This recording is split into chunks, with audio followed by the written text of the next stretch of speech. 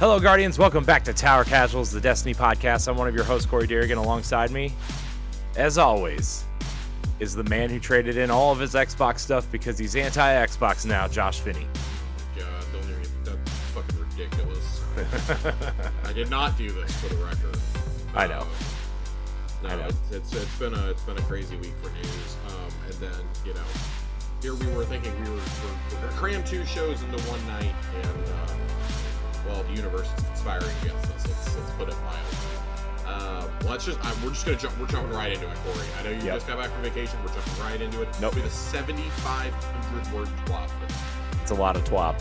It's a lot of TWAB. Included in here is a complete overhaul of, not only is it the summer or the spring patch that we're going to be getting, a lot of things they directly confirmed that were brought forward from Into the Light and Final Shapes updates, but we get some systems changes. We also get probably the biggest PvP overhaul since maybe getting special weapons back.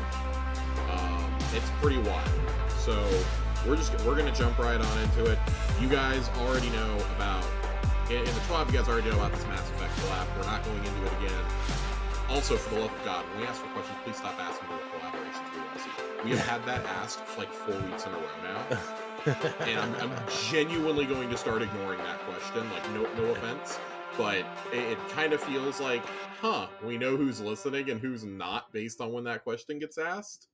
I'm done. I have now responded to that question with Corey, with Joe, and with John.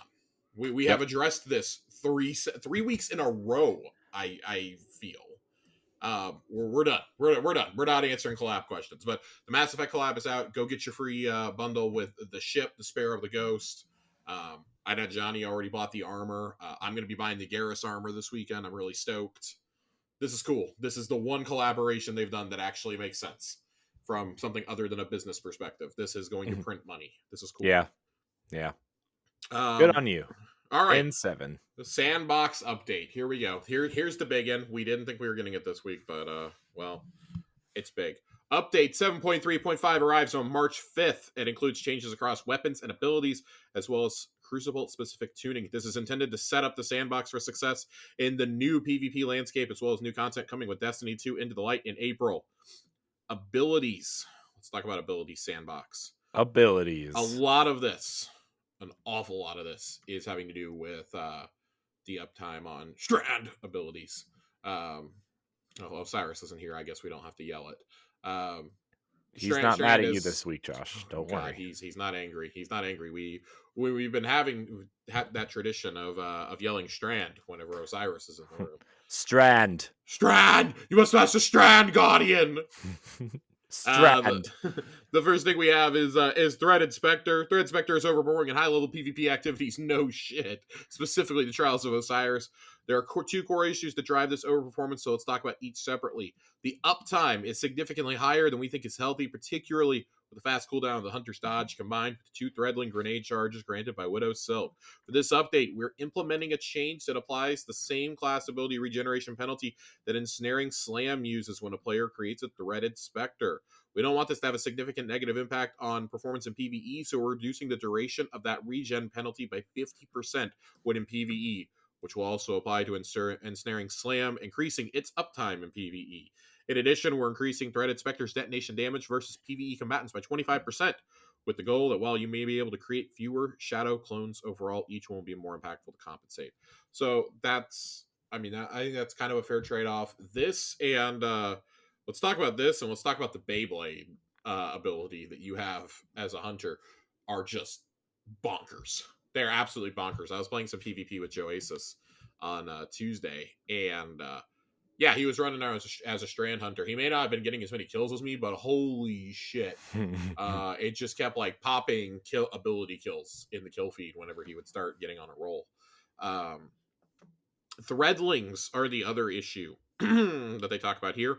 Like Axiom Bolt projectiles prior to Update 4, we believe that Threadlings are currently too difficult to clear off the battlefield. To address this, we're implementing a change to make them easier to shoot and reduce instances where it feels like your bullet went straight through a Threadling without it detonating. Thank you, because that happens a lot. In addition, their potency as a distraction tool, threadlings deal enough chip damage to players to significantly change the outcome of an engagement. So we're slightly reducing their damage versus players, both at base and with Thread of the Evolution equipped. And we've identified a bug where groups of threadlings were not chain detonating as intended when one is destroyed, which is also being fixed. So there's a lot here. There's a lot here that's getting fixed, which is really cool. This is one of those things where like I have noticed that the detonation is not happening. I've noticed that it feels like the threadling like suddenly changes course when you're shooting at it. I don't know if like that aspect of it is going to be changed, but this does feel like an overall really healthy change. And they address, for all you warlocks, they address Brood Weaver here also. To compensate for this, we're pulling some other buffs forward that were originally planned to ship with the final shape to keep the power of the overall Brood Weaver kit in roughly the same place. With this update, we'll be increasing Arcane Needle's aim assist and tracking strength, making it significantly more consistent against close to mid-range or fast-moving targets. That's pretty cool because I've noticed that like if they're pretty close, I can just like kind of like stand there and not get hit. I actually charged a Warlock head on as they shot it at me the other day, and it went just boop, it went straight past me. So good on you for recognizing this. Aim assist angle is going to be increased by 50%. The fall off distance is going to go from 30 to 45 meters. Tracking angular velocity is being increased by 5%. Length of the projectile's tracking shape is going to be increased, and then fixed an issue where uncharged melees while Arcane Needle is equipped resulted in the player appearing to freeze in a melee pose. I have not seen that personally, but maybe that's just like something that you see as a visual glitch when you are meleeing somebody. So hey, that's cool. I know Strand has been a plague in the Crucible, but like specifically Hunter Strand has been just an abomination. I feel like we do this every time that hunters get something new. It's like, oh, well, that shit's broken. Gotta go nerf it. And it's at a year now, right? I know Threaded Spectre hasn't had that long. It's had about it's probably I think it's been in the game since like August or September. I think Season of the Witches when we got that. If it's been an even longer, then that's a bigger problem. But a lot of the changes we're discussing today specifically are going to relate to PvP. The big one for me is restoration is finally fixed. Yay. Restoration has been broken for so goddamn long that I kind of forgot it was broken for a while. The update will bring an update to Restoration and Radiant keyword buffs, which have a number of buggy interactions with timer extensions, most notably the Ember of Eprium fragment in combination with Ember of Mercy. Restoration and Radiant fixed an issue where the maximum duration of Restoration and Radiant buffs was being incorrectly stored, resulting in their buff timers resetting to their initial duration instead of the maximum when the buff was reapplied. This also resolves similar issues with shorter restoration sources like sunspots with the Soul Invictus aspect. Along with these changes, we're adjusting both Ember of Eprium and Ember of Mercy. God damn, try saying that sentence 5 times fast. Nope, that's why you're reading. Left unchanged with the dramatically increased consistency resulting from the bug fix, these two fragments, when paired together, would vastly exceed our power bar. We believe that even with these changes, the experience of using each of these fragments should be equivalent or better than the experience in the game right now. Ember of Mercy now extends your current restoration duration by 2 seconds when a fire spite is collected. If you don't already have restoration active, collecting a fire spite grants restoration with a 2-second duration. This restoration timer is extended to 3 seconds when Ember of Solas is equipped. And then Eprium, Emprium? I don't know. Increase max duration extension from 12 to 15 seconds. Reworked duration extension granted with each solar defeat. Previously granted a 4-second duration extension regardless of the type of target defeated. Now the type of extension varies based on the strength of the defeated target. Defeating an elite or weaker combatant will result in less time added than in the game currently, but defeating a champion or stronger combatants results in a greater extension. That makes perfect sense to me. If it doesn't, basically think the stronger something you kill, the greater your restoration buff is going to be. Which is probably how it should be because you've taken a lot more damage. Yeah. God, this is just abilities. Solar abilities. For our Sunbreakers, we're improving the consistency of Consecration, making it better able to catch floating targets or enemies that jump too late. We're also increasing the travel distance of both the Scorch Wave and Ignition Wave. Yes. Further increasing the Ignition Wave's travel speed, both with and without Pyrogale Gauntlets. Yes. So that's cool. The travel distance of the initial ground follow for Consecration is going to go from 18 to 20 meters. The height of the slam ground follow detonation will be about a meter more. Travel distance of the slam ground follow is going to increase to 20 meters from 16 meters. And the travel speed is going from 16 to 24 meters per second. So basically, it's faster and bigger. And then Gunpowder Gamble, reduce maximum self damage from 144 to 80. It's the whole reason I don't use Gunpowder Gamble is because I'm tired of getting myself blown up. So that's pretty cool. That's it for abilities. There is a lot. There's a lot here for weapons. The weapons is probably about half of this TWAB now. Great. And it's for specific things. I did not attempt to go through and like parse this down at all. If I see something that's like kind of worth skipping, we'll probably skip over it. Honestly, as always, I encourage that you have this pulled up when we talk about these changes, because there may be something in there that's important to you that's not particularly important to me or to us. But hey, if it's getting shouted out here and they're talking about it, chances are we probably need to talk about it. So we're gonna start with weapon archetypes. We created the new heavy burst hand cannon for Warden's Law. We inadvertently included some content that made them harder to control when playing with mouse and keyboard. So, correct an issue that was causing heavy burst hand cannons to have 25% less aim assist. Jesus Christ.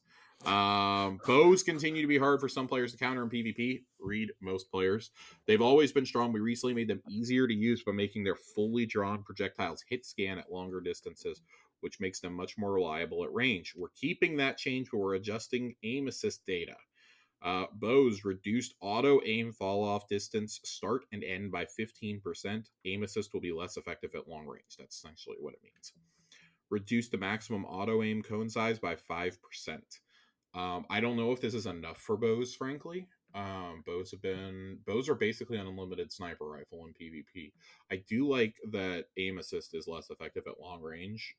They're probably going to need to nerf that, but I would say about like another 10 to 15%, frankly. Yeah. It feels like that's the change that's going to come, but they're clearly going to let this play out for at least a couple weekends of trials before they go to change anything. Maybe they can have another update with Into the Light at worst with Final Shape. But combined with some of the stuff that we're about to see in Crucible, maybe this won't be as bad.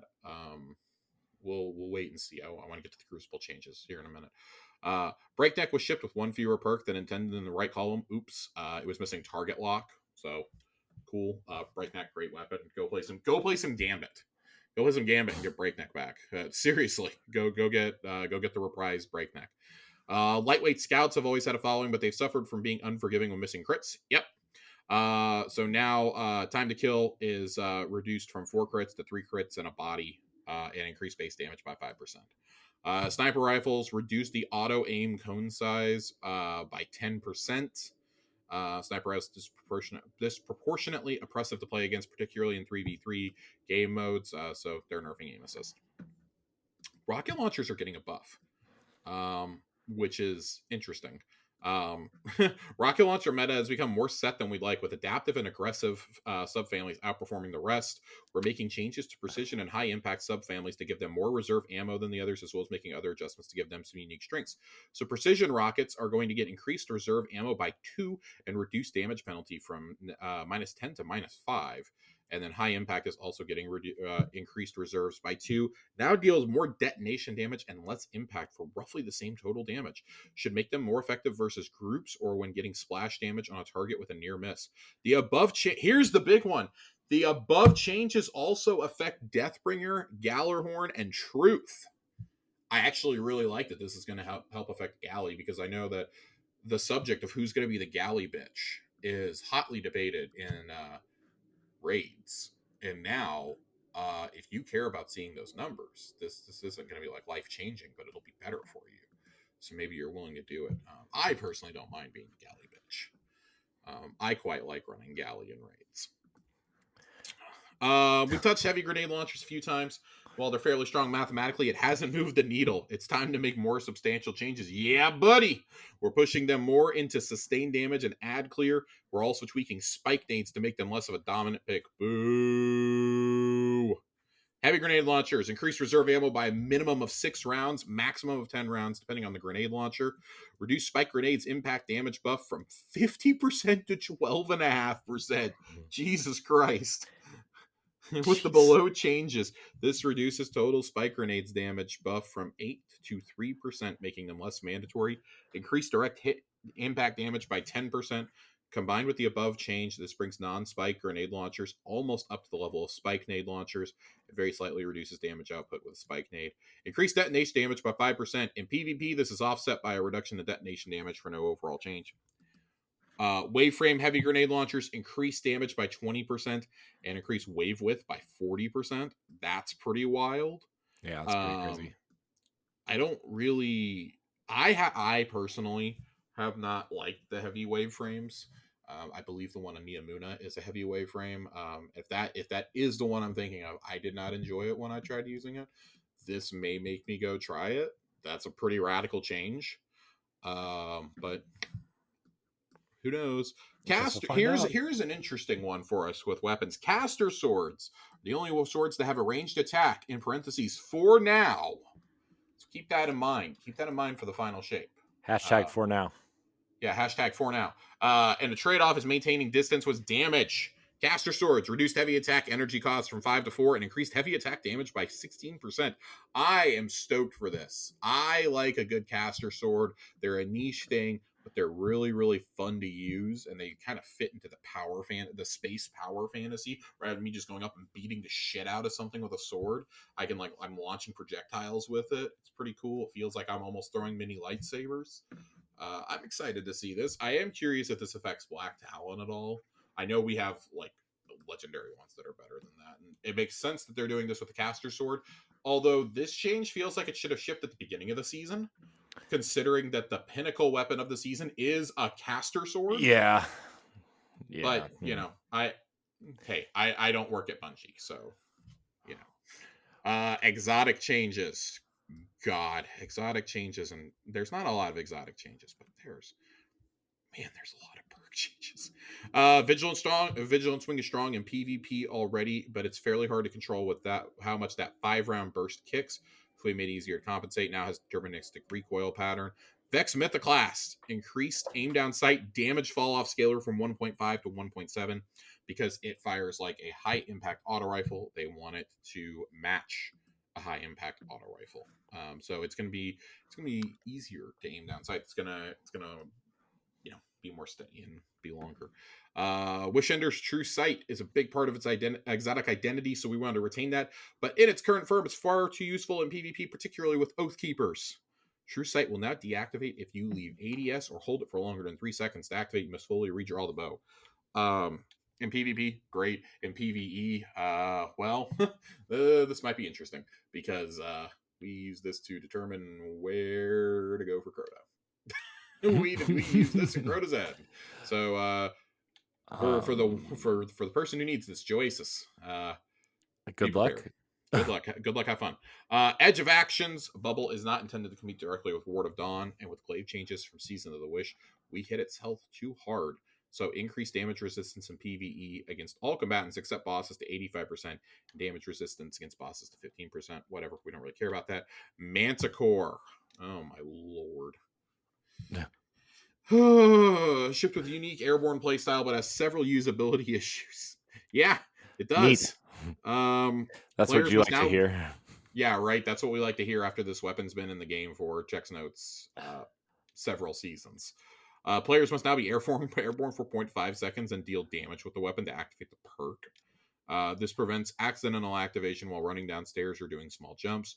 We gave it a special reload to quickly disengage anti-gravity thrusters. Swapping weapons will continue to disengage as well. Teraba receives the special reload animation. That's cool.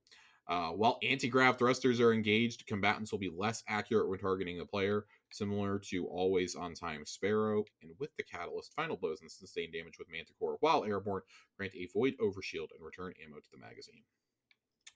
Cool. I genuine, and I mean this like in a non-snarky way. I do not know a single goddamn person who has ever sustainably used this gun. Yeah. By sustainably, I mean for like more than a day. I don't know a single goddamn person. If you have used Manticore for longer than one day, and by longer than a day, I don't mean like how long it took you to complete the catalyst. Like you actually regularly use this gun as part of your arsenal. Please write into the show because I just have so many questions to ask you. Players enjoyed the X-Dearest grenade launcher. Here's another one that shipped with the season pass for delivering on the Boomer Knight fantasy, but ultimately just wasn't hitting hard enough in PvE to be a top tier pick. But this was, I love this. Fortunately, this was easy to address by bumping the damage and rate of fire. Then why didn't you do this like 3 seasons ago? This has been in the game for a while. I think this was the weapon with Witch. I don't remember exactly which season this shipped. It was either Witch or Deep. Which weapon is it? It's the Boomer Knight grenade launcher. Then Boomer Knight, yeah. I think it shipped in Witch, but I don't remember off the top of my head. That sounds right. Because let me tell you, we're talking about other weapons I didn't use much. This is another one. Increased damage against PvE enemies by 50%. Detonation damage is unaffected, so total damage increase works out to be around 20%. Increased maximum rate of fire by 17%. This could be really fun to use. I just have yet to see a situation where it's useful. Maybe now it will be. I don't know. All right. God, we're almost out of Sandbox changes, Corey. Are we? We really are. We're on to perks. Everything else is a perk from here on out. Heal Clip now grants cure ×2 to the player while still granting cure ×1 to nearby allies. I like Heal Clip. It's one of those that like it felt like a half-baked perk, and like it's one you have to be really careful with, especially with they're gonna have a whole class of healing auto rifles coming up. You have to be really careful with this perk. I use it on Abyss Defiant. I actually was using it in PvP the other day, funny enough. And it wasn't the worst thing I've ever used, but it also, like, it fires so slow that it's not really the greatest option in PvP either. In 6s, it's a little bit easier to use because you can catch people off guard and things like that. But I don't think I was running my Heal Clip one. I was running, I think I was running Incandescent. I might have been Incandescent Heal Clip, actually. I don't remember my exact role I was using. Trench Barrel was originally designed in a world where there were few ranged melee attacks. Remember that world? I really like that world. I'd like to go back to that world. Trench Barrel can now be activated by dealing damage with ranged melee attacks. Wonderful. If you want to read about Barrel Constrictor and Loose Change, you can come read about those. Dual Loader, you can come read about that. Again, we're really flying through some of these. Tex Machina. We got to talk about Tex Machina weapons because they're going to ship some with the new update. We talked about those last week, of course. We want to take another pass at Tex Machina origin trait. So Tex Balance stock will now grant plus 20 range and plus 1.5 degree hipfire precision. In addition to its other effects, make it easier to land follow-up crits with hipfire. That's great. That plays into the cowboy rifle fantasy. I don't see any problem with this. That's awesome. Especially if we're gonna get the real legendary Dead Man's Tale and not, whatever the fuck Long Arm was trying to be. Hake breach ornaments, deconstruct, and sundering should work more against targets that look like constructs or vehicles. So now those will work against Void Soul, Strain Clones, Cabal projection shields, and Brigs. I love it. I love it. He loves it, breach everybody. armaments have one specific edge case that increases the complexity of the perk and is no longer needed, so we're reducing the number of different damage bonuses this perk has. Damage bonus versus stasis crystals reduced from 85% to 60%. Oof. As an origin trait, Sundering has a fairly high uptime in Warlord's Rune because of its number of eye turrets. However, a perk themed around breaking stuff feels like it could apply more broadly, and Shield Break is an obvious activator. Sundering can now trigger on Shield Break in addition to final blows on vehicles and constructs. We added a small reload speed scaler while reducing the charge rate benefit to account for the higher uptime. And then, here we go. We're hitting... We're hitting some perks down here that I like to use on everything. Hatchling is a fun perk, but weapons that can technically crit but are bad at it suffer from precision kills being the only activator on certain weapon types. Hatchling Activation requirements are no longer locked to the archetype in terms of precision or non-precision kills. Instead, the perk will trigger with either a precision kill or 3 non-precision kills. Great. I love hatchling. I really hate having to aim for crits with an auto rifle, though. Target lock. Here we go. This is the only real SMG nerf that we're getting, much to PvP players' chagrin. But it's a big one. Target lock is a huge reason why SMG popularity remain high despite changes to the weapon archetype. With this change, it's still a solid perk, but much less oppressive in PvP. Now activates later in the magazines for SMGs at 20% instead of 12.5%. So the damage buff will swing primary gunfights less often. Envious Assassin. God, we're almost done with this. Envious Assassin. Each activation is now capped at 100% of the magazine size instead of 150%. Maximum overflow is now 3 times the magazine size instead of 4 times. It was getting to the point where I was having like 7 rockets in the tube. Ludicrous. Bait and switch. Reduced damage bonus from 35 to 30%. It's just being reduced a little. It's still far and away going to be the pick on Apex Predator.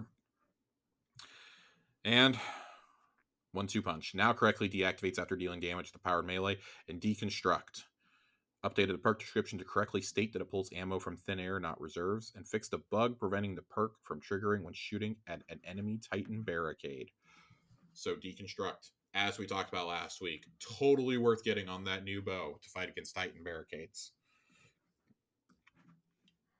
There's one mod change. Bonus damage against mini bosses should have been part of boss spec, not major spec. It took like 4 years to get to this point, apparently. I love how this is just thrown in as an aside, which is just kind of wild. No big deal. Yeah, no big deal. Let's talk about this future section a little bit that they've got here. The future We pulled a lot section. of changes from the final shape and into the light. I like how they keep calling it Destiny 2 : into the light. Like that's the official name of it, and I'm just like, that's kind of weird because it's like a 2-month thing. But we'll still have a number of small but exciting changes shipping it into the light, touching content many players haven't thought about in several years.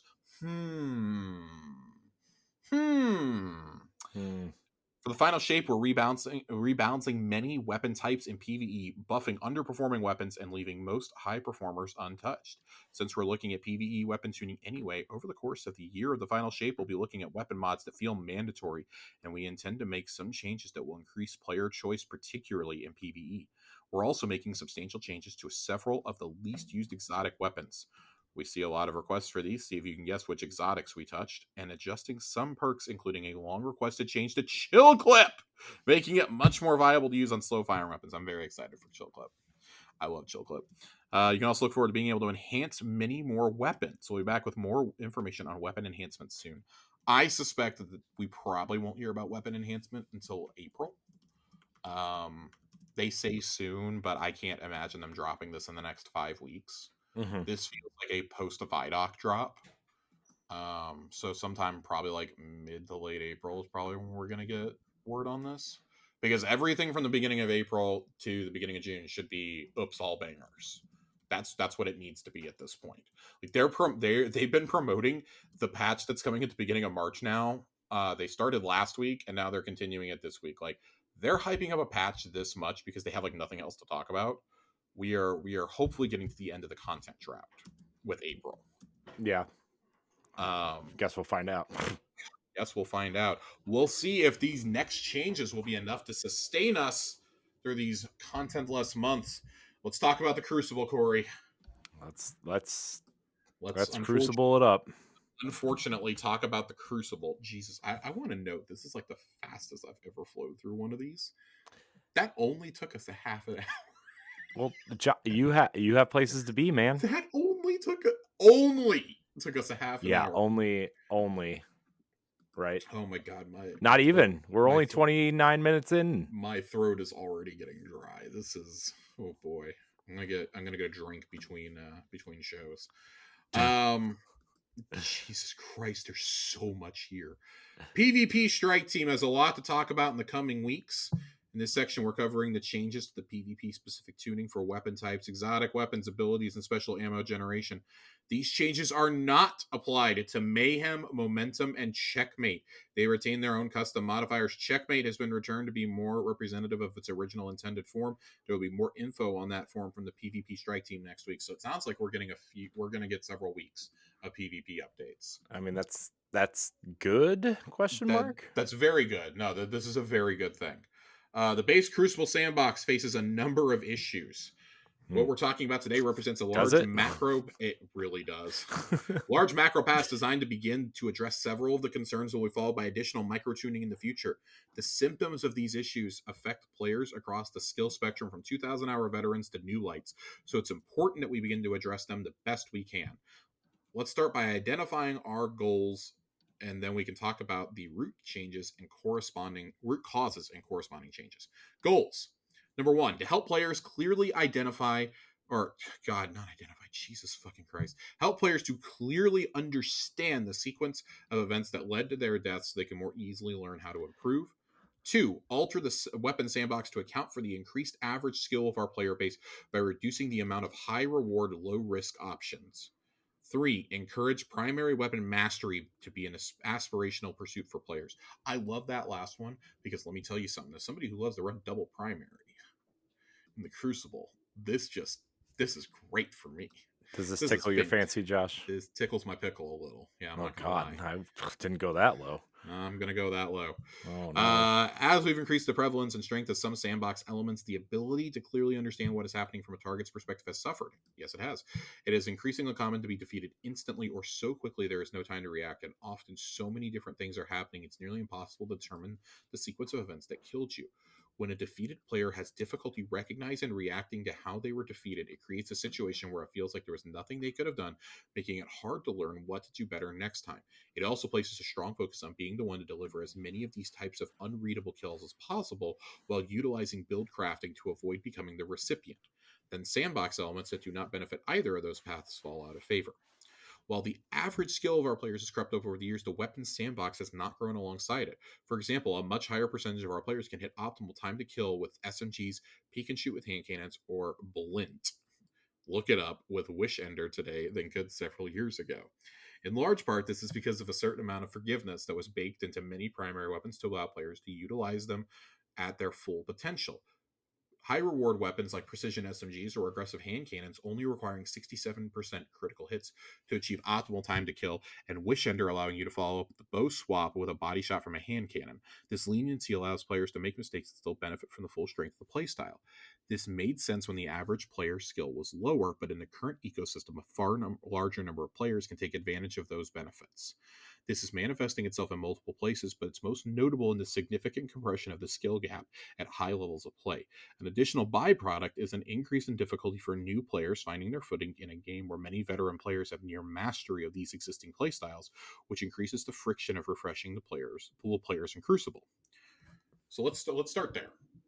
A very common complaint that I hear about the Crucible is it's too hard. Players, players just have these absurd loadouts. I don't know how to kill people. I don't enjoy it. It's nothing but sweats 24/7. And I think this is less of it being sweats, and people have just they've gone and watched all these streamers and all these YouTube clips, and they have just mastered that specific loadout. Hence why you see a meltdown whenever the slightest change is announced. And it's usually from these people who only want to use the same loadout 24/7 because they don't want to experiment with build crafting. Even experimenting with it is going to result in you probably using something that's not optimal. You're not using optimal DPS. Like, this is a problem we see in the PvE community all the times. And it makes it really hard to go engage in something like Trials or even something like Iron Banner, when Iron Banner is supposed to be the pinnacle mode that's accessible to everybody, with the loot pool and things like that. Trials also should not be one of those things that I think is like gatekeeped off. I don't think it's wrong to block off certain things. I do think that some things like adept weapons absolutely should be locked behind getting the house. I don't think it should be super unattainable to get the weapons, though. I think to get the weapons and to an extent getting the armor, I don't think should be a super hard thing, especially when I think we all have very vivid memories of how Mountaintop and Recluse were locked behind Crucible. And you had to do so much to get those weapons back in the day before they made them easier to get with the drop of Shadowkeep. Granted, that was after multiple nerfs to the weapons. But I remember when you could go buy Mountaintop from the kiosk, that's the first thing I did was go and buy it. And that was when it was just, it wasn't great anymore. And yet so many of us ran to go buy it right away and spend our golf balls on it. And like that should tell you something. Like we got terrorized with it for so long. It was so unenjoyable. And I never want to see a return to a meta like that where like, oh, the best weapons are locked away. At the same time, I understand the argument from PvP mains that, hey, well, we need aspirational gear to get to. PvE players have that in a raid or in a dungeon or in a nightfall or something like that. Like they have that. We need that too. And I think it's always going to be a little bit different when you're talking about, well, you have to be skilled at PvP to get a weapon, whereas you can learn PvE enemy patterns. Mm-hmm. There are strategies there. I think it's a lot harder in a PvP environment. So I'm glad they're finally acknowledging this. Like this is one of the root causes of problems in the Crucible is new players and players of lower skill levels get really discouraged. Yeah. I mean, I would say I play a lot more PvP than you do, Corey, and I get very discouraged in there. Yeah. I'm a person who usually resets a couple times a season in the Crucible, and lately I haven't even been doing one reset a season because I've just been so frustrated. Yeah. So that should speak, I think, volumes that like even someone who like me, who's I would say like above casual, but not like not sweaty, in terms of how much Crucible I play. I don't even feel like I'm the target audience in Crucible anymore. So I think that's a good starting place that they have here with high levels of play, things like body shot damage, generous aim assist, primary weapon flinch, and low crit hit requirements all contribute to feeling that putting in the time to improve your skill with primary weapons is generally not worth the effort. Yep, 100%. Everybody runs around with bows, slug shotties, or snipers. Well, not slugs. I shouldn't say slugs. They run around with shotties. With many meta primary weapons hitting optimal or near optimal time to kill is less representative of mastery of the weapon and instead merely an expectation of standard play. Similarly, at lower levels of play, players can still lose relatively quickly to an inaccurate opponent, which minimizes the time they have to figure out the sandbox and learn, often making them feel like they are playing higher skilled players than they really are. Yes, it feels like we're finally getting to the crux of the issue here, which is people not understanding what skill-based matchmaking actually means. Yeah. These symptoms are generated by a handful of root causes, each generally linked to others in a cycle of balance that encourages us to touch all of them at once if we're making big changes, or smaller increments if we're modifying things individually. We have certain ability builds with either higher uptime or higher potency than we believe is healthy. To keep those builds in check, we've provided a near constant availability of special ammo, which means there's always a surplus of one-shot kill weapons on the field. And to keep primary weapons competitive, we have made primary weapons highly lethal, fast killing, and in general also very forgiving. All of that leads to a high percentage of deaths in our sandbox, where from the target's perspective, it feels like nothing they could have done differently. We have a risk versus reward problem, to boil it down. Over time, we push some of our sandbox elements to have higher rewards without offsetting them with the risk of punishing suboptimal play. Some elements take it a step further. Instead of just rewarding the attacker, they punish the target. Explosive payload, hand cannon, flinch, and Wish Ender's True Sight are two examples. The following changes will be applied to the Crucible starting on March 5th. Ooh. All right, here we go. There is a pretty good amount here. So everybody stick with me. If you somehow have not opened up the TWAB, I encourage you to open it and read along with us, because there is a lot here. There's genuinely a lot here. So let's start with player health. It gives us far more granularity to balance our current and future sandbox elements, and it lets us decrease the relative lethality of multiple sandbox elements like grenades and body shot damage all at once and universally. Player health will be increased by 30 health in base Crucible, so players have 100 health up from 70 and 116 to 130 shield depending on the player's resilience values. That is outstanding. That is great. So basically, cool. They're taking the checkmate modifier and applying it to everything. That checkmate health modifier and applying it across the board. That's what it feels like to me right there. Yeah. Ability cooldowns. So I want to be really clear here. There are a lot of PvP content creators who are smarter than me, who have broken some of this stuff down. I would really encourage you guys, if you want a true PvP player's perspective, to go seek out guys like Ascendant Nomad, to seek out things that guys like Cool Guy and True Vanguard may be saying. I believe Fallout Plays put out a video earlier. I've not gotten a chance to watch his yet. Those are guys I would go to who understand the PvP side of things way more than I ever will. You are very much getting a novice, hobbyist look at this. You are not getting I am a god at this game perspective right now. Yeah. Ability cooldown, because everything here excites me. Everything here really excites me, and I do think it's for the better of the health of the game. As always, we won't know until we actually put it into practice on March the 5th, but you can bet your butts I'm going to be in there that week putting down Final Fantasy to go and play some Crucible. It also makes sense why we're not getting an Iron Banner for like a month after this update drops. Yeah. I think it would be better if we had an Iron Banner like the week after and maybe didn't have trials for a few weeks, but that's just me. How dare you, Josh? I think they kind of figure, like, what if we put all these updates out there, and if it's working fine in trials, then it's going to work fine everywhere. Trials and comp. Ability cooldowns. Melee, grenade, and class ability cooldowns now have 15% penalty applied to them in the Crucible only. Super cooldowns have a 20% penalty applied to them in the Crucible only. Thank you, God. Thank you, God. I don't have to tell anybody how annoying it is to constantly get ability spammed in the Crucible, especially when you're just trying to play 6v6. And let's be honest, if the 6v6 playlists are not healthy, the rest of your sandbox in a competitive mode is not going to be healthy.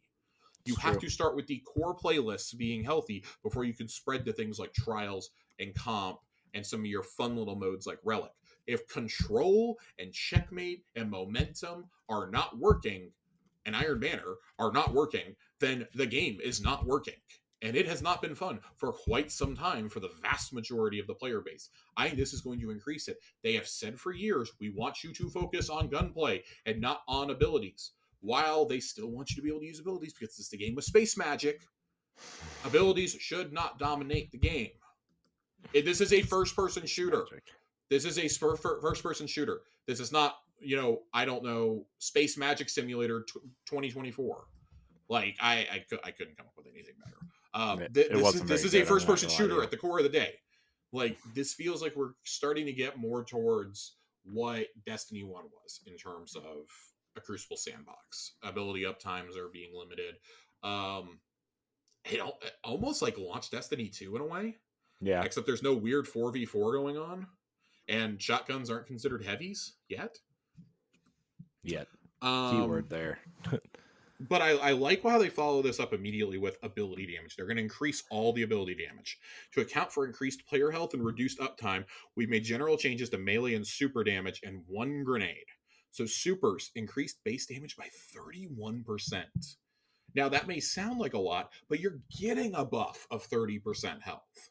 So maybe this means that unless you get struck directly by a certain super, the Gathering Storm, maybe you won't die right away unless you get hit directly by it. Maybe you'll still have time to get out of that. It's still very hard to get out of the radius of that before you die, but maybe you'll have a better chance at it. Maybe you'll just like take your whole shield and part of your health since your health is getting buffed too.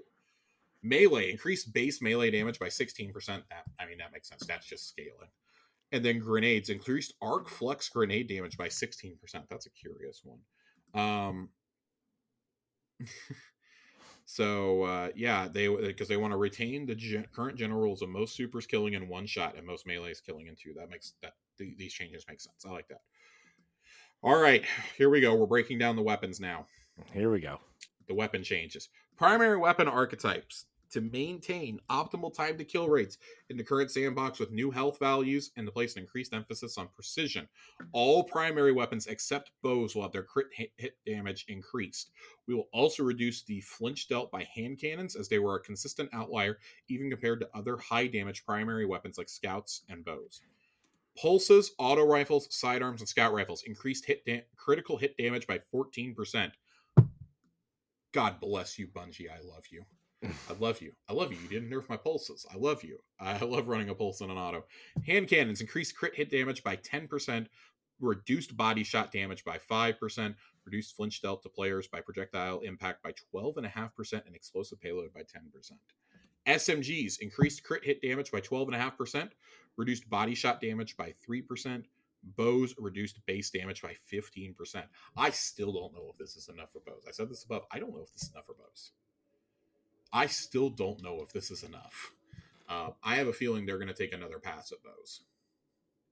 I think this is a very good. God, I got something in my eye. I think this is a very good first start.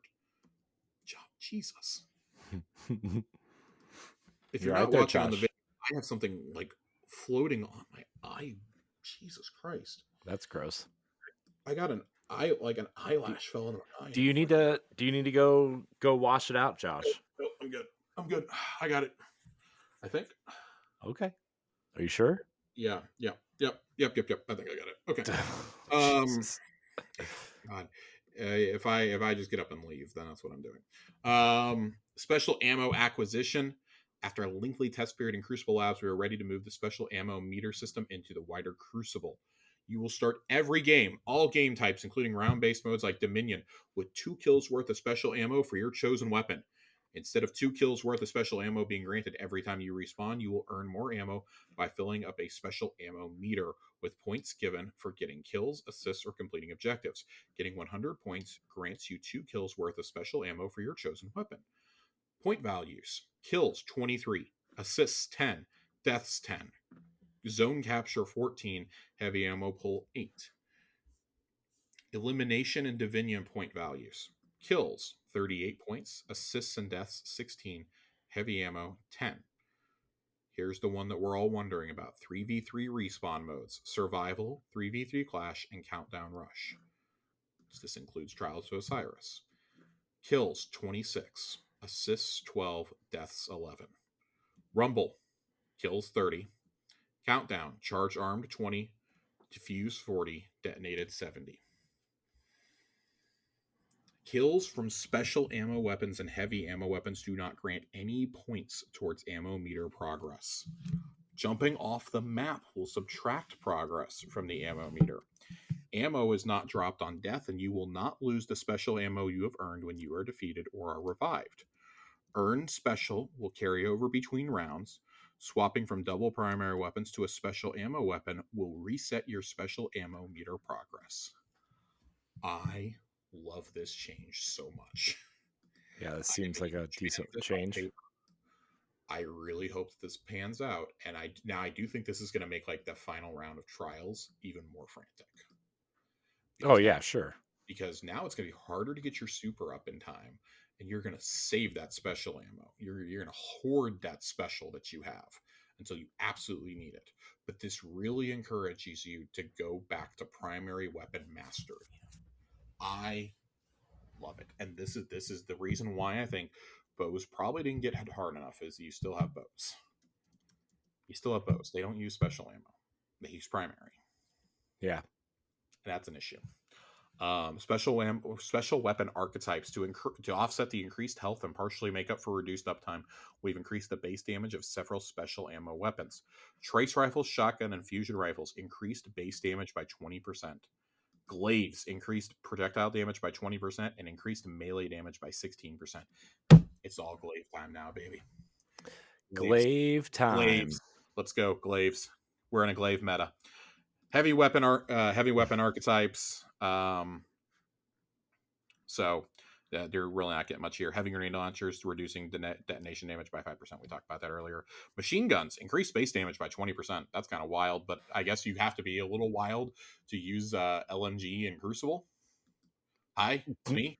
I'm the problem. Gosh, Josh. Yeah, I like using my LMGs. I never get to pick up heavy anyway, so what does it matter? Get good, All Josh. right. Maybe you need to be sweaty. Our final section of PvP changes. Exotic weapons. Some exotic weapons partially bypass the economy changes, and in a world with reduced breech-loaded grenade launchers and fusion rifles, They quickly rose to the top of the list of annoyances. Crimson, like other hand cannons, has long been dealing extreme amounts of flinch to other players, and this was exacerbated by the fact that it fires in a burst. It has been custom tuned to deal slightly less flinch than other hand cannons. There were also a couple of other exotic weapons we felt deserved to come up a bit. Fighting Lion, decreased damage versus players in Crucible by 20%. I don't know who is running Fighting Lion, but okay. I Devil's am Ruin. Josh. Devil's Ruin has been an outlier for a while. I know this is, I'll put it this way. I was talking about running trials with Saint last weekend to try and get the incisor trace out of trials, and he was like, hey, bring Devil's Ruin, by the way. Decreased charged beam damage against players by 15%. Crimson reduced flinch dealt to players by 17.5%. Forerunner increased damage versus players in Crucible by 20%. Why would you do this? I hate Forerunner. Why would you do this? And then Symmetry increased revolution damage versus players by 16%. Jeez, Josh, you Jesus just got real angry and then you went back to normal. God! God. Somebody help. It's the roid rage.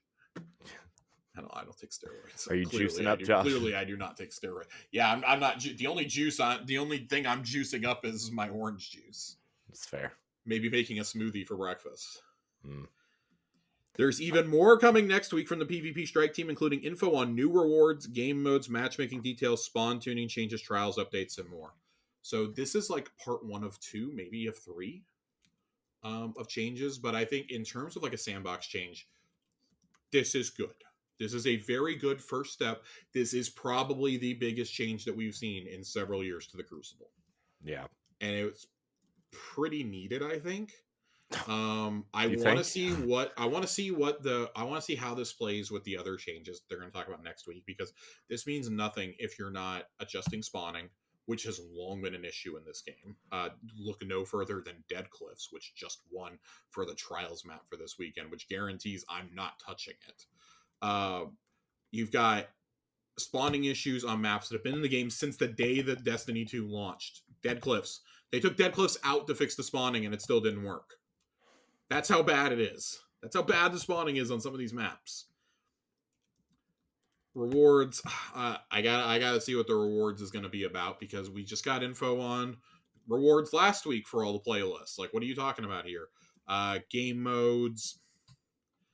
Cool, I guess.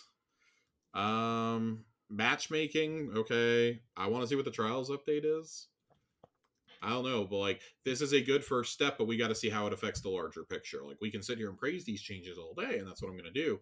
But I'm also kind of in a wait and see mode, because Crucible's been unhealthy for years, and it means nothing if you're not going to attack the actual mode and only going to attack the sandbox. Like, that's going to feel good for a couple weeks, and then we're going to be right back to complaining, because a lot of the modes don't feel good. A lot of the maps don't feel good on certain modes. Right. That's a problem. So I'm interested to see what they bring up next week. I will wait and see. I will hold all negative feelings until next week. He's gonna try, everybody. I'm gonna try my hardest, but no promises. So moving on, the rest of the TWAB, we really don't have too much else. They are celebrating Lunar New Year in the game. If you have not logged in, log in, get your free envelope of Bright Dust. You can redeem the special Riven emblem, which we went through a really weird saga with this emblem for like 2 weeks. Like, it was only available if you went and signed up for an account on Bilibili and watched like 5 minutes of Destiny streamers. And the best way I can describe Bilibili is like, it's a Chinese Dollar General knockoff of Twitch. I've never even heard of it, so it's so bad that, one, I'm pretty sure it steals your credit card info, and two, which that's a joke. It's actually like somewhat reputable. It makes Mixer look like the world's greatest streaming service. it was the world's greatest streaming service. You shut your mouth. Mixer was better than the credit that it got. But anyways, this is a really dope emblem. Also, it says something that the person who designed it couldn't even figure out how to get their own emblem. Also, they were laid off from Bungie in the mass layoffs, so do with that what you will. There's some cool stuff available in the shop for Lunar New Year. It's all dragon themed, of course, because we're in the year of the dragon. God, fucking Dead Cliffs is in trials this weekend, so yeah. from February 13th to 27th. The Destiny 2, the story so far, what's still in the game, in parentheses, will be available at Humble Bundle. The Steam versions all currently available Destiny 2 expansions along with the 30th anniversary and Forsaken packs to be acquired by tiers. As is custom with Humble Bundle, when you pay for a higher tier, you get the contents of all lower tiers too. The top tier bundle will get you the Forsaken pack, Shadowkeep, Beyond Light, the 30th anniversary, the Witch Queen, Lightfall, and Lightfall's annual pass, which includes Ghosts of the Deep and Warlord's Ruin dungeon tokens, and the 4 seasons launch during 2023 for $40. That is a fucking steal. We hear all the time about how the Pretty price good. of entry is too high. That is a great deal. It's pretty good. I personally bought myself a key the other day because I plan on using this when I get a ROG ally in the next few weeks for some on-the-go Destinying, and I have access to all my content now. So, Nice. yes, I'm very much looking forward to that. I like I it. got the I did the Epic Games Store free bundle during Christmas just to have it, Yes. but I don't know when or how I'm going to use it. So I don't like the Epic Store, so nor do I have a PC yet. And I know that'll be moot with the ROG, but I would rather have stuff through Steam personally. yeah. On top of that, 5% of all proceeds go to the Bungie Foundation. So not only are you expanding your collection of Destiny 2 content, you're also supporting the humanitarian efforts of our nonprofit charity organization at the same time. I wanted to bring up the Bungie Foundation actually. Game to Give ended last week, and Saint messaged me after the campaign was over. I did not get a chance to read it last week. He and I did not talk until I believe it was Friday night or Saturday morning. But he said we raised $240 as a community through that. Nice. So shout out to Saint for kind of organizing that one on the fly. I'm really glad that we were able to do that. Well, I should say that he was able to do it. No, we did it. Did not get my donation in time. But I am looking forward to doing that in the future. That's something I've wanted to do for a long time, and I've kind of been hesitant for us to do it as a community. It was cool to see people respond to that in the Discord, though. So, Good job, community. Good job. So here's a little note here. In player support, closer to the heart triumph information. Due to an issue directly related to the delay of the final shape, the closer to the heart triumph located in the Season of the Wish triumph area appeared earlier than intended. The mission that will complete this triumph will become available later this season. So there is still another story mission to come, which we all kind of suspected, but it's nice to have this confirmed that we're not just like, our Guardian isn't just like shitting their pants and standing around for like 6 months. Yeah. So, okay, cool. There's another mission. It'll probably unlock like mid-May or something. Sure. Yeah. I can't imagine it unlocking any sooner. Yeah, I wouldn't think it would. You would hope not. You never know. You're not wrong. It's gonna unlock tomorrow. I would be so mad.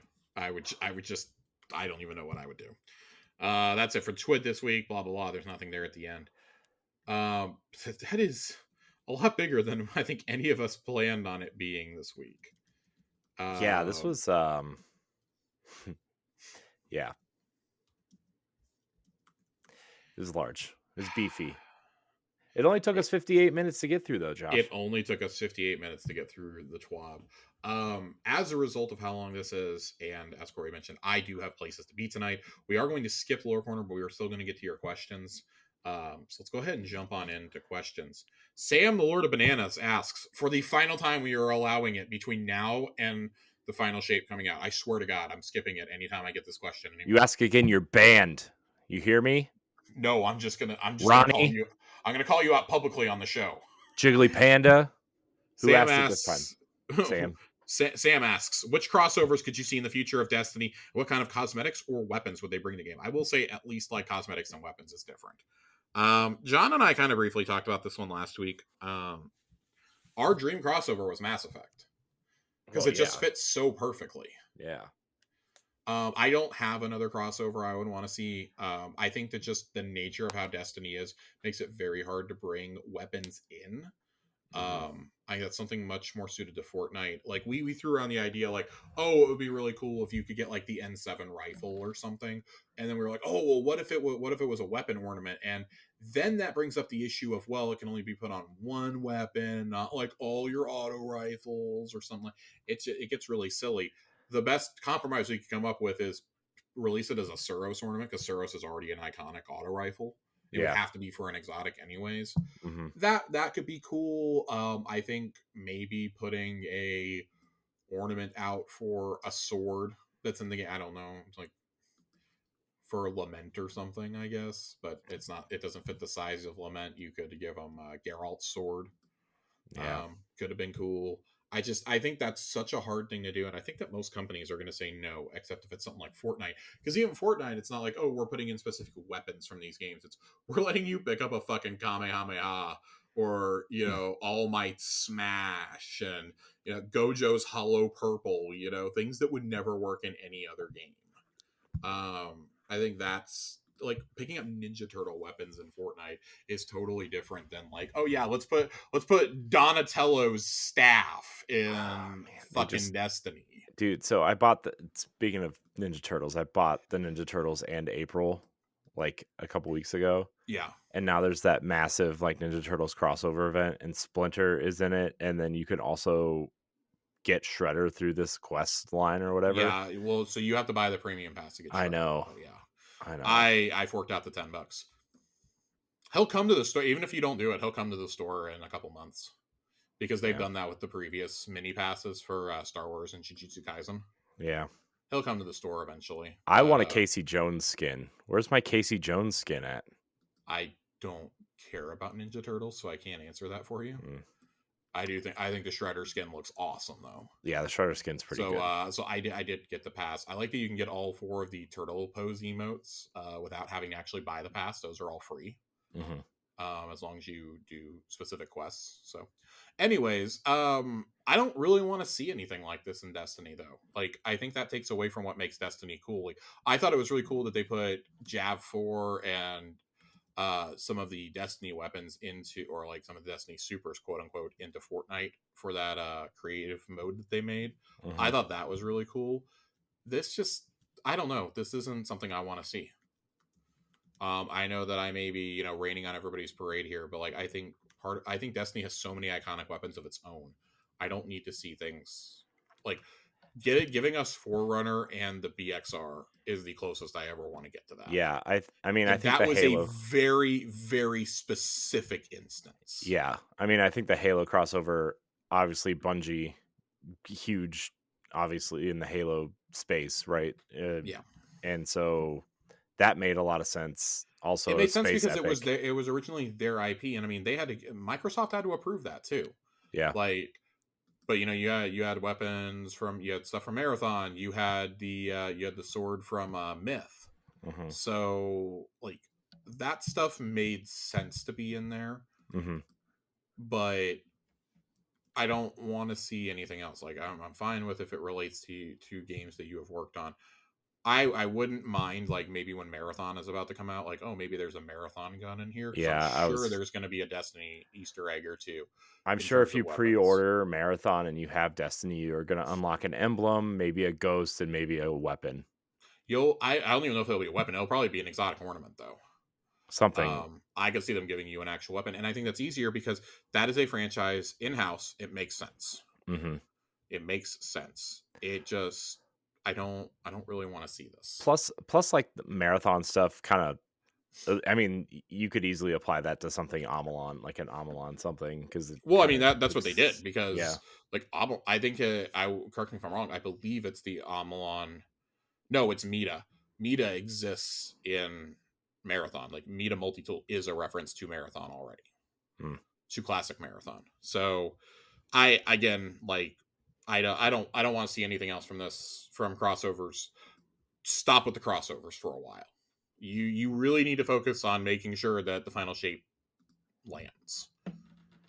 And I have said it time and time again, I would rather see cool original sets than in other armor sets. Like, yeah, the Witcher armor is cool, but why the fuck am I a space pirate? Why am I a space wizard running around in chainmail?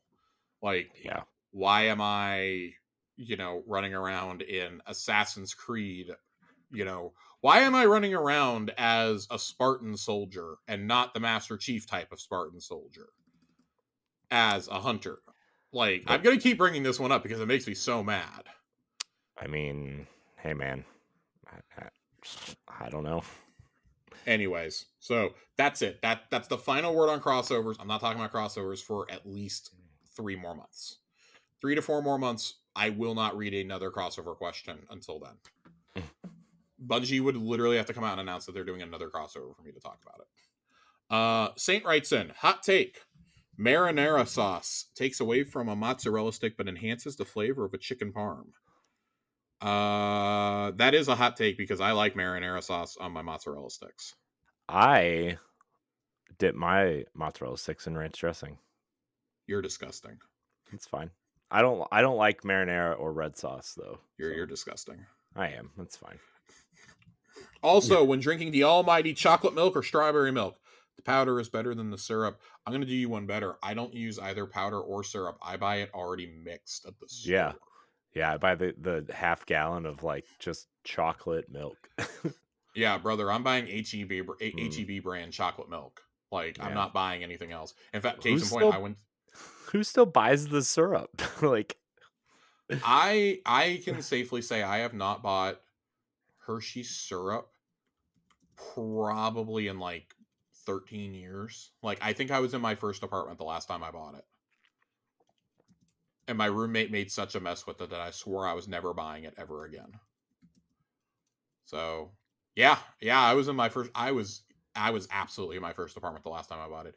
My girlfriend she really likes Ovaltine, so we still buy powder. We still buy powder, but she doesn't make chocolate milk with it. I guess she does. She calls it cocoa, but it's like very like lukewarm. It's like definitely just warmer chocolate milk. mm-hmm. She doesn't make it with water or anything. It's like she makes it with milk. It is warmed up chocolate milk. And it's not half bad, but yeah, she goes to power. Who the fuck likes strawberry milk is what I want to know. Yeah. I want names. I just want to talk. I want to talk and make sure that you're okay. I have a feeling that Ronnie likes strawberry milk. Yeah, he looks like the type that would like strawberry milk. That's right, Ronnie. You look like somebody who enjoys strawberry milk. I can see him sitting there on his his PS5 playing Destiny, sipping on a Yoo-hoo style bottle of strawberry milk with a straw in it, Okay, but seriously, how fucking good is Yoo-hoo? Like, for real though. Like, let's stop this strawberry milk nonsense and let's talk about some Yoo-hoo. One of my favorite movie lines of all time is in Kangaroo Jack. Jerry O'Connell is out in the desert. He tells Anthony Anderson, "Damn, I think I just sweated out a bottle of Yoo-hoo I drank in the 6th grade." God. I don't remember anything else about that fucking movie other than like I think Christopher Walken is like the father-in-law and tries to kill Jerry O'Connell. Oh God. That's very weird. I don't remember any of this. Yeah, no, Kangaroo Jack, the first time that I learned that the trailer does not always represent what happens in the movie. I thought it was going to be about a rapping kangaroo. I could not have been more wrong. That was just a hallucination that Jerry O'Connell has out in the desert after he's dehydrated. God. It was a little weird. I'm like, yeah, okay, well. Sounds weird. This is a whole ass thing that happened. Yeah, and then they made a sequel. Oh, God. They made an animated sequel called G'day USA. That's a real thing. Kangaroo Jack, G'day USA. That is a real thing that happened. God, dude, when you said Kangaroo Jack at first, I thought you were talking about the kids show in Big Daddy. No, I'm talking about the CGI kangaroo. Well, I know that introduced the world to Anthony Anderson. For those of us who didn't watch like Hustle and Flow because we weren't old enough to at the time, this introduced us to Anthony Anderson. Imagine my surprise when I found out that he did more than Kangaroo Jack and I was not allowed to watch his other movies. Anyways, Joasis writes in, build your dream burger. Oh God. Guys, this is real simple, all right? I'm gonna need a plain white bun. I'm gonna need to put it on the grill for like 10 seconds. Put a little bit of butter on there, let crisp just a tiny bit of crisp. And then I'm going 2 patties. I'm going 2 slices of cheese. And This is really important because the cheese dictates the burger, in my opinion. It's really important, everybody. I'm serious. Like, you can go with, traditional American, which is not real cheese, by the way. We can get a little, you can get a little spicy with it. I do like. There's a spicy jalapeno cheese that I like to get at the deli. I'm a big fan of Colby Jack on a burger. Gouda. You ever put melted Gouda on a burger? I can't say that I have, Josh. It's phenomenal, Corey. You should live a little. Mm. So I put those on. I gotta put some lettuce on there. I need some ketchup and I need some mayo.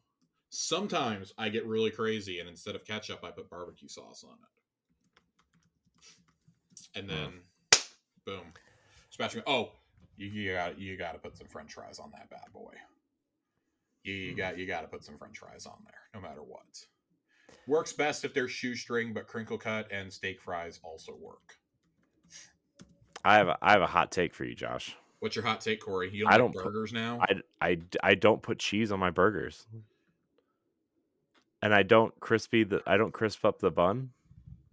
Okay, I can accept the no bun crisping, but you don't put cheese on your burgers? No, I'm not a cheese person. I don't crave Well, cheese like people okay. do. So Corey has not only committed one but two sins. He doesn't put cheese on his burgers, and he's not a cheese person. No, Corey, do you have animals in your house? no, my children. Does that Do count? you have to pay? You never have to pay the cheese tax? No.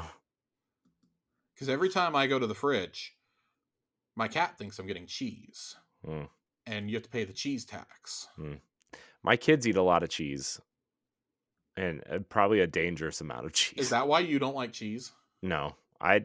It's not that I don't like cheese. I don't like go out of my way to put cheese on things. Like if it's there, the only thing But I it's really like the three most important parts of a burger is the bun, the meat, the cheese. Here's the thing. Here's what I like cheese on, okay? I like cheese on tacos and quesadillas and what any other burritos, I guess. Any kind of Mexican establishment or Earl's sandwich, Josh. Which, let me tell you, I have a sad story about Earl's sandwich that I can tell you later. Unless you want me to tell you now. I'm just I'm so hurt by this that I'm moving on. Josh, I have a sad story to tell you about Earl's sandwich, by the way. I heard you. I bought 2 sandwiches to bring home with me, and I left them in the fridge in the hotel. Okay, that's a little funny. I'm sorry. You left like $20 worth of sandwiches in a fridge. Mm-hmm. So I hope the housekeeper enjoyed Earl's sandwich. Yeah. They probably didn't. They probably just threw it right away. Probably. Jiggly Panda writes in and goes, what would be your thoughts if they did a mission kind of like Lone Wolf at the end of Halo Reach for the final mission of the final shape? I feel like we haven't been tested as a Guardian. This would be an awesome test. My whole thing about Lone Wolf isn't a test. It's funny. Like, it's funny that Halo Reach is the final game that they make in the Halo series before they make Destiny, because the whole theme of Halo Reach is there is no hope. It is an insurmountable task. You are destined to die no matter what. You cannot change that outcome. Destiny is about hope and about the future. And I feel like doing a mission like that would really take away from it. I think we've already done this mission in a lot of ways. I think it's in you can't play it anymore, but I think it's in the Red War. Yeah, I was going to say that first kind of couple levels of the Red War. Well, you've got the first couple levels of the Red War in the city, but I'm more arguing that taking the city back, it's a task you're probably going to fail at. And, the Vanguard falls and the city has fallen, and then it's you 1v1 in Gaul, who has the powers of the Traveler. And just when all hope is lost, the exact opposite of Lone Wolf happens. The Traveler awakens and kills Gaul to save you. You hear from the Traveler, essentially, being the only Guardian to really ever do it. So, this isn't me saying that I wouldn't welcome a mission like that, but I think the phrasing here is wrong. I don't think it's about testing us. If you're gonna put a mission like that, one, our Guardian has to be nearing a send off. If you're gonna do that, like, I see that being like the final mission of like Destiny as a franchise. If you're going to do something like that, if you were going to start a new game in the franchise and say, well, your Guardian is being retired, then that would be one thing. I think also like just Destiny's nature of like you can get rezzed by your ghost makes that like kind of a moot point unless you kill Ghost. If they kill Ghost, then that's totally different. It's true. That's totally different. But I feel like we get these when you play missions solo and their darkness zones. That's just my personal opinion. Yeah, no, I don't have anything else to say about that. I think you hit it. I think you hit the nail on the head. I love Lone Wolf, and like part of this is me like sheltering it, like, oh dear, oh gorgeous. It's the Gordon Ramsay meme. That is like one of like maybe one of the best video game experiences of all time is Lone Wolf. But I think that both Homecoming and I forget what the name of the final mission when you attack the tower is. Take it back, but those two are the missions that I would point to as being like we've actually gotten pretty close to this. Also, what would be your thoughts if they did a kind of museum for the franchise like how they did at the end of Modern Warfare 2? It's called Give Me a Guardian Apartment, damn it. This is not hard. This is so easy to do. This would be such a layup. I actually kind of like how they've done the fish tank because there's artifacts from all the seasons in there. I think that's actually really cool. I just wish you could inspect them and have like a little inscription about like what that object is and like what season it came from and stuff, which would be more in line with this. Yeah.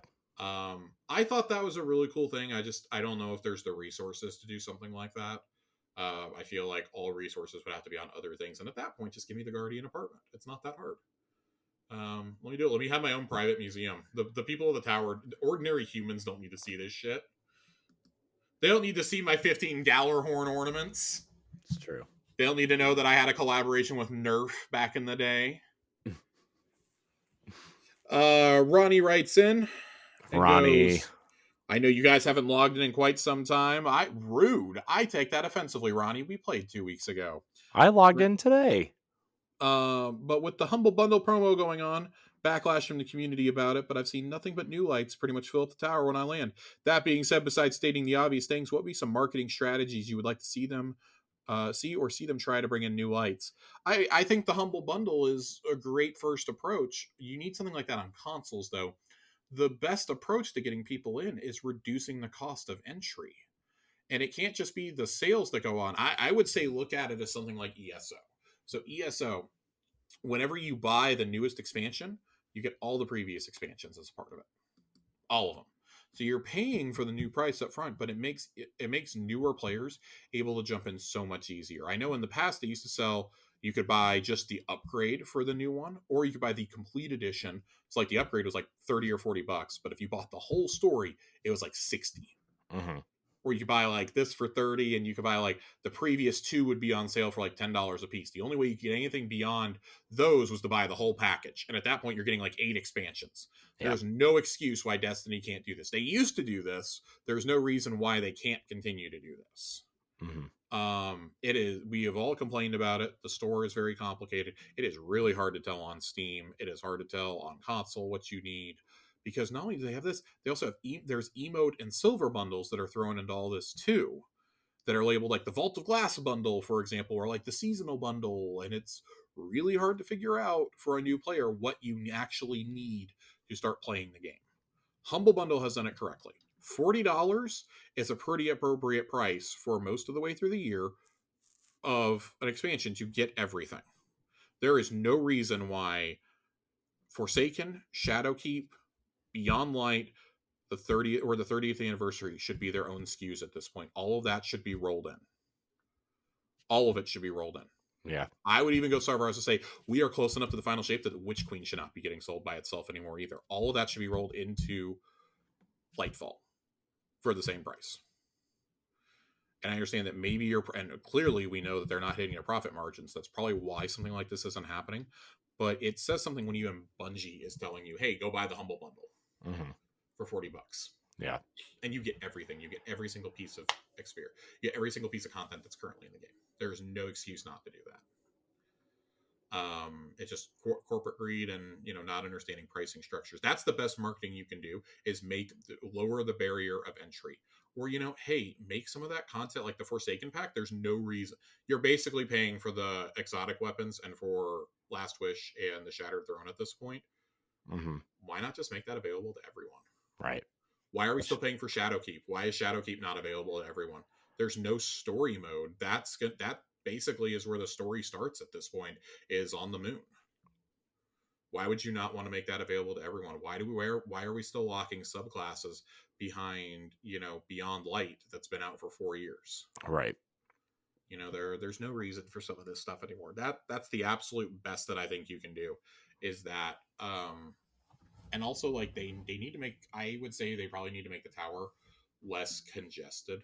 The new light stuff should be, bam, it should be right there in the tower. It should be right there at the beginning. You should not have to run all the way down to Ikora or something to pick up your stuff. If you're going to do that, let us drop off at Ikora. I know you can spawn in at the annex, but whatever. You need to make it totally, completely clear. This is who you need to talk to. Mm-hmm. The biggest problem, as we've repeatedly said, there's no base story, and that was the biggest thing we lost with the Red War and the Forsaken, was there was no real story to follow. Now, when you start up with Shadowkeep, you're kind of coming in partway through.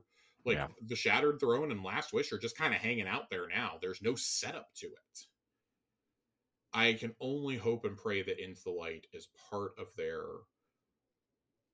I don't know how to phrase this, that's part of their initiative. That thought that we thought maybe Project Goliath was going to be. Man, yeah, because they keep saying that, like, it's going to be stuff you haven't thought about in a few years. Like, that really is, like, that is, and I'm probably reading too much into it, but I mean, we've always said that, like, the dream is that it's the old campaigns coming back, because what better way to prepare people for the final shape than to bring back those 4 campaigns? Yeah. And to bring back those destinations, and to bring back, those strikes, and all that content. There is no reason why that content should not be in the game, especially because we're seeing the apex of Crow's story, and you can't even see Crow's fall. You can't see Uldren's fall and the rebirth as Crow. That's been taken out. The cutscene where he's reborn as Crow is out of the game. And this is so important for us to understand one of, like, probably the 5 or 6 most important characters in the entire saga. And we can't see any of the events that led to him being reborn. We can't see any of it. He's so important, he had a whole expansion about him. Yep. Like, what are we even doing here? What are we even doing at this point? So that's the best strategy you can do. Reduce the cost of entry and give us an actual story mode for new players that will guide them through these things. And that's, like, for all its faults, that's what the Red War did. Yep. So I don't know. My rant over. Saint also commented on this and said, I've seen a lot in PIF. I have nothing to do. I usually try to join them or invite them and do whatever they need help with. Adopt a Guardian is a real thing. Tiger Jesus writes in with the final question of the night and goes, what are some theme parks you want to visit for the first time? Oh, God. Tokyo Disneyland. Yeah, Tokyo Disneyland is the only answer. And Disney Sea. Yeah, I really want to go there. Yeah, just the whole Tokyo Disney Resort. I will say, as a caveat, I've been there before, but I've never gotten to see, like, this part of it. I really want to go see Avengers Campus out of California Adventure, and I really want to see Super Nintendo World. Yeah, I think Tokyo Disney is the one for me. That's the bucket list. Yeah. Tower Casual's trip. Do you think they have a Japanese version of Earl of Sandwich out there? No, but they are building a 2-story one at Disneyland, California. Yeah, I know that. I know. I was pretty excited about that. Samurai of Sandwich. My partner is going to Disney World in April. She's no longer going to Disneyland. They changed their trip to go to Disney World. And so I'm sending her with a shopping list and requesting that she goes and buys Earl of Sandwich before going to the airport to bring me home a sandwich for dinner. Tell her not to forget it in the fridge. She won't. She's going to go on the way to the airport. That and some power limes. I need some power limes. Oh, dude, I had power limes for the first time. Were they good? Oh, they're amazing. Yeah, I asked her to buy, like, just like buy a box of them. I don't care how much it costs. Just buy a box. Yeah. They're really good. Given that everybody I know in my life who likes a Goofy movie, which is like 3 people that I actually like see on a regular basis. Man, All my dude. friends who like a Goofy movie are online, and I'm sorry, I love all of you, but I'm not sending you power limes. Oh, dude, they had Powerline World Tour T-shirts down there, and I really wanted one. I'm so excited. I need them to retheme Rock and Roller Coaster as that. Oh man, dude, that'd be. I will say it's not open yet, but I am really stoked for Epic Universe in 2 years because they've got a How to Train Your Dragon Land. I don't care about the Harry Potter stuff. They've done enough Harry Potter at 2 other parks. Well, it's also based on the Fantastic Beasts movies. Yeah, which is an automatic like no-go for me. They've got Universal Monsters, which I really love the 1930s and 40s Universal Monster movies. Yeah, like but the then classic Mummy and things like that. But aren't those already like in the parks? Are they just moving them over there? No, they don't. They don't have any rides. They do stuff with them for like Halloween Horror Nights. They have a Mummy ride, but it's based off the Brendan Fraser movie. Well, yeah, that's the right Mummy to base a ride off of. You shut your whore mouth, dude. I love those movies. I'm very excited that they're gonna have stuff for the Mummy, for Dracula, for Frankenstein, like that. That's like totally Creature from the Black Lagoon, like that's totally up my alley. And then Super Nintendo World, which includes not only the Donkey Kong coaster, which is something that's not at the other 2, but there is a heavily rumored Legend of Zelda land coming to it. Yeah.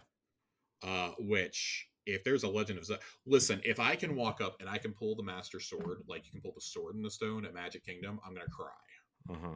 I'm just going to cry because that's going to be the greatest day of my life. And it better not be relegated to like one, shit-faced 8-year-old child can do it a day. It better be a whole bunch of grown-ass adults can go and pull it whenever they want to. If I'm not allowed to pose with the Master Sword and a Hylian shield, what are we doing? What are we doing as a society if I cannot do that? If I cannot buy an ocarina in the park, what are we doing? What Zelda is this going to be based off of, though? I mean, I need it to be Ocarina of Time. It feels most sensible that they're going to pull from Ocarina. Yeah, it's the most iconic Zelda. It gives you Link, Zelda, Ganondorf. You can tie Sheik into it. You can have Hyrule Castletown. I also think that Ocarina's art style lends itself the most favorably to matching the Mario and Donkey Kong stuff. Yeah, if that makes sense. Don't get me wrong. I love Breath of the Wild. I mean, Breath of the Wild is the greatest game ever made, in my opinion.